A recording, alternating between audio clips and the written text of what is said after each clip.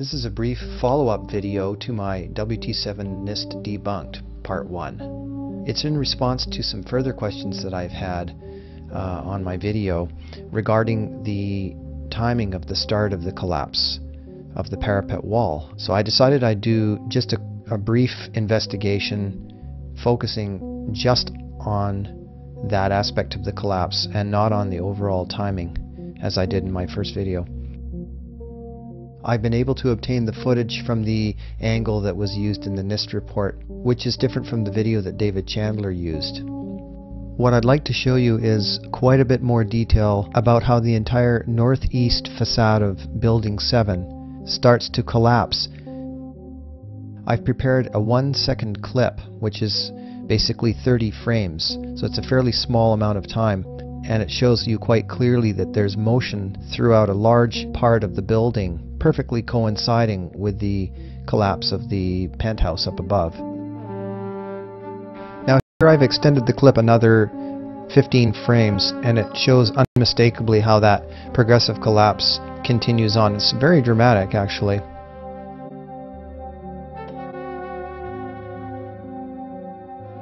With my previous video and also David Chandler's analysis, you notice we used a different piece of film from CBS, and it was taken from a greater distance.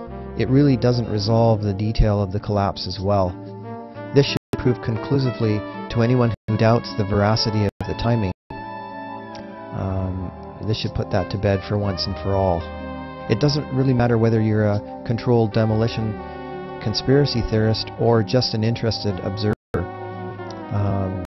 You need to get these basic facts straight, and in my opinion, there's been so much absolute nonsense and disinformation out there. I have to tell you, it's rather disconcerting to hear the pronouncements of even some of the leaders of the so-called 9/11 truth movement continue to repeat things that are demonstrably false.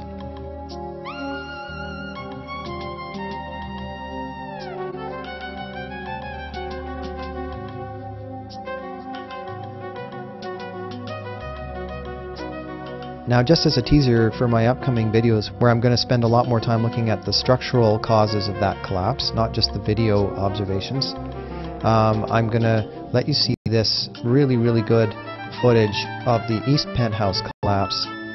And what I noticed when I started watching this a few times from this angle is immediately you notice how there's no windows broken really at this point.